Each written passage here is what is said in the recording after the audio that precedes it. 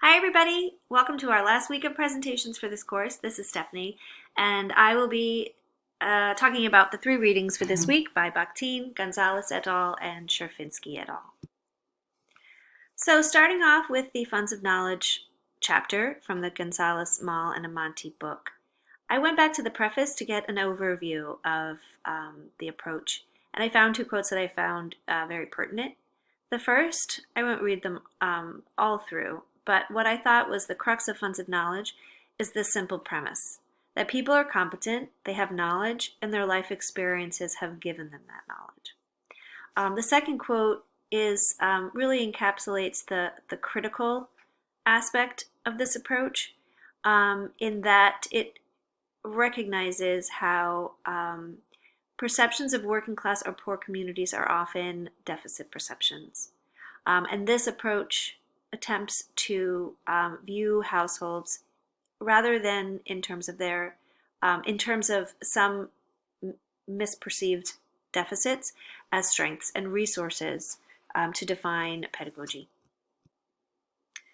The theoretical basis of Funds of Knowledge is the foundations of looking at the lives of quote-unquote ordinary people and discovering that the strengths of their lives through discourse, and also discovering Funds of Knowledge through the power of relationships as vehicles for co-construction of knowledge.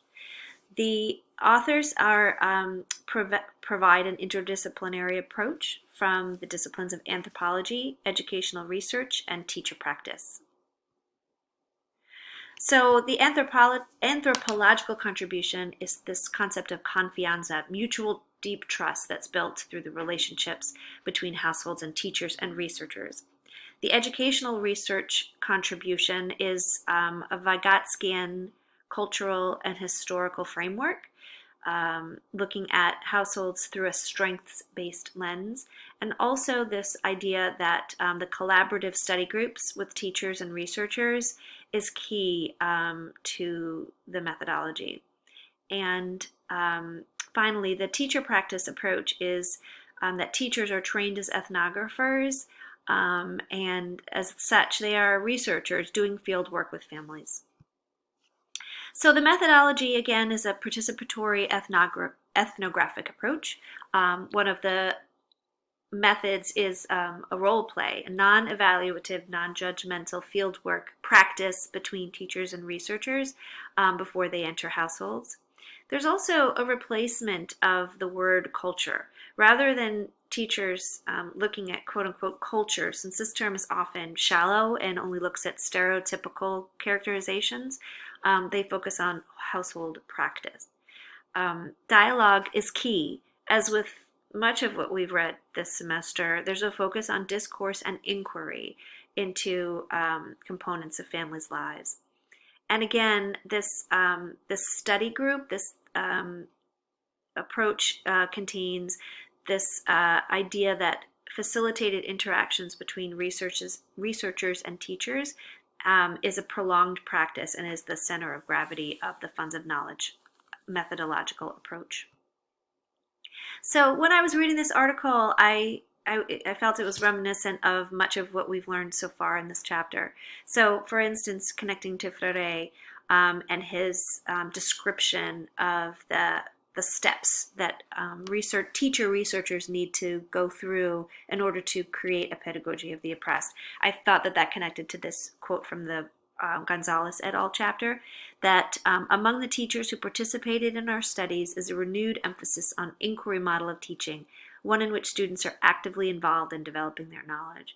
So this reminded me of the need to find relevance for students, to find problems that teachers can pose that are based on the students' actual lives. And tying to sociocultural theory through the Vygotskian perspective, we have this idea of mediation. So Gonzalez talks about Funds of Knowledge mediating family well-being, and ethnographic tools of research and Funds of Knowledge are resources for teachers that mediate their thinking, and in turn, that understanding and cultural resources mediate possibilities for changes to actual classroom practice.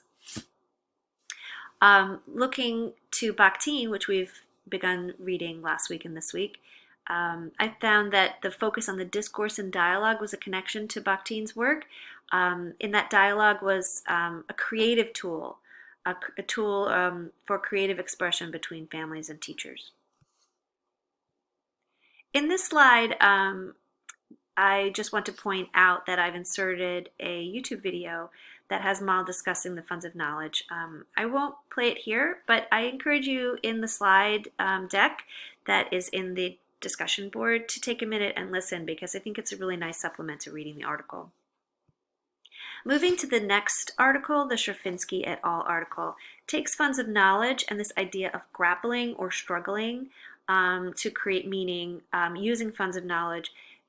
So this concept is studied in an actual geographic context of rural Appalachia and looks at pre-service teachers and how they transfer their funds of knowledge learning in undergraduate school to their work in a classroom.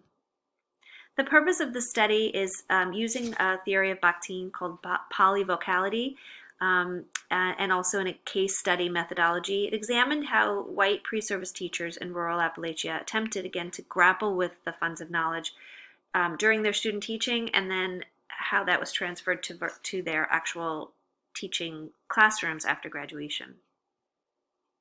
The theoretical framework of the article looks at the need for globalization, so an idea of looking at diverse student populations, but also place consciousness, so being well versed in the local context that you're working in.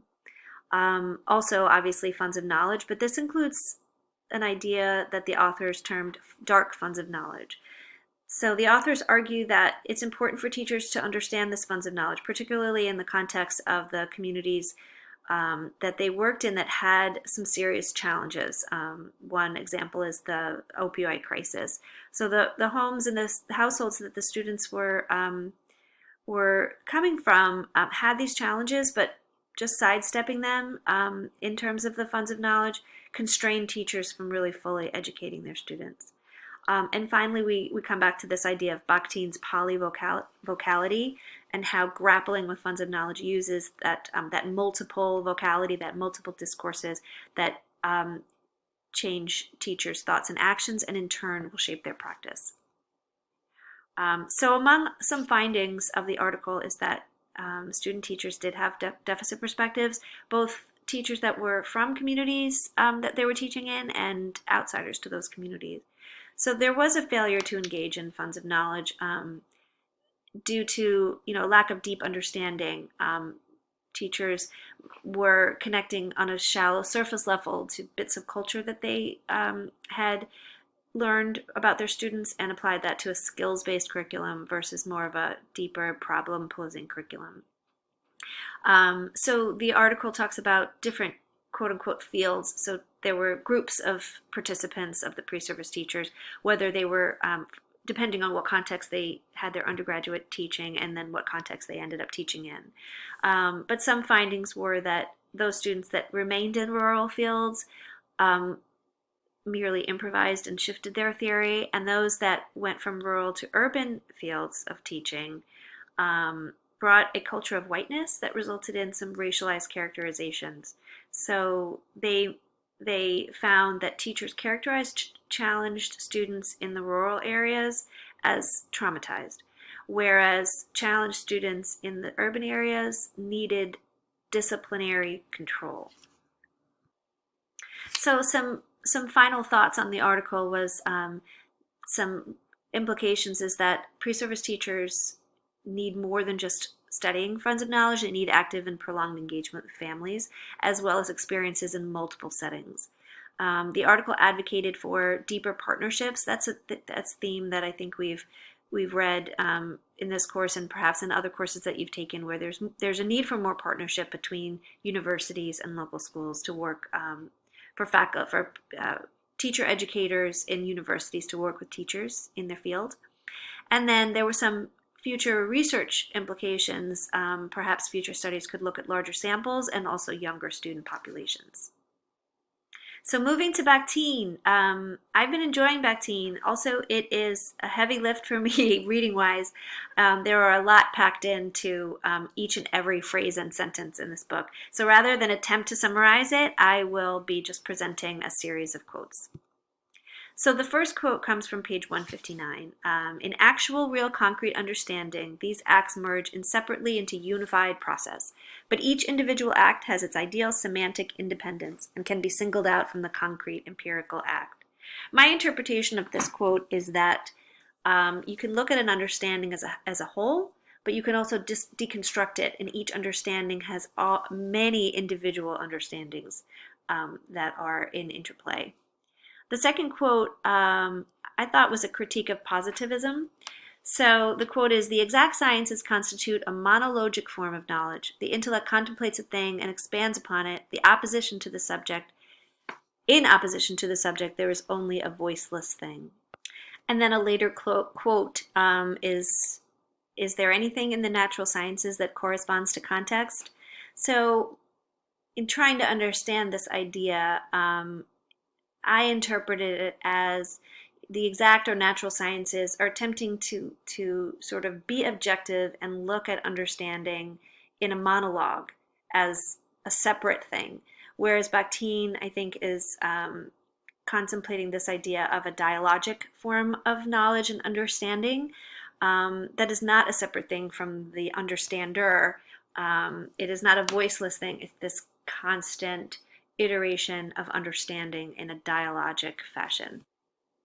So this next quote from page 163, I won't read it just for sake of time, and I encourage you to, in the slide deck, take a look. But basically this quote from 163, talking about external influences in the words of others in the early stages of a person's development, reminded me of Vygotsky's internalization in early development of external signs and symbols, and how children process their understanding through language that they hear externally, and then they internalize that as they develop. And the second quote, the monologized creative consciousness joins and personifies others' voices, the voice of life itself, the voice of nature, just reminded me of something that I read in Bakhtin's introduction, in the introduction chapter to Bakhtin's book about this super addressee. So in any utterance, there are three parties: the person who utters it, the person who listens, and then there's this third all-knowing, perhaps even a kind of a spiritual understanding. That's sort of a very interesting and beautiful way of interpreting any one utterance of language. And finally, this last quote, in the human sciences, precision is surmounting the otherness of the other without transforming him into purely one's own. Making connection to some of the learning that I'm doing in a qualitative research course, I thought that this quote was a good one to contemplate if you're thinking about doing qualitative research and this idea of othering. I thought this quote was a very interesting way of trying to think about how you can avoid othering a participant. So I hope that you've enjoyed my presentation, and would love to hear if you agree or disagree with some of my interpretations, particularly those of Bakhtin. So the posts are in the discussion board. I'm going to attempt to do a Flipgrid component of the post, the second post, so I'll put a link in the discussion board. So again, thanks for listening to my presentation, and head on over to the discussion board where there will be instructions for the three posts. Thank you.